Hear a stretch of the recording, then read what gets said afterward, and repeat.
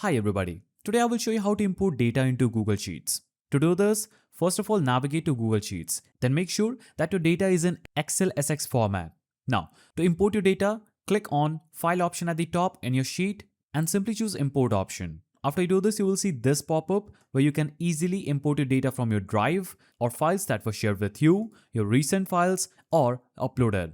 So if you click Upload and choose Browse, you can easily browse files from your PC.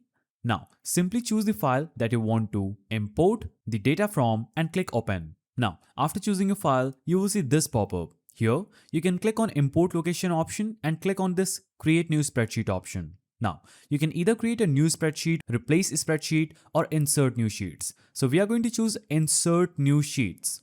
Now, you can choose to import your theme. This will replace the current theme, and this may also result in a change in formatting.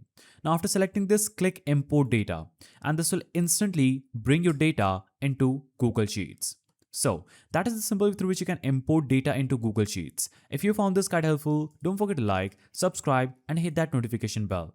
And I will see you in the next video.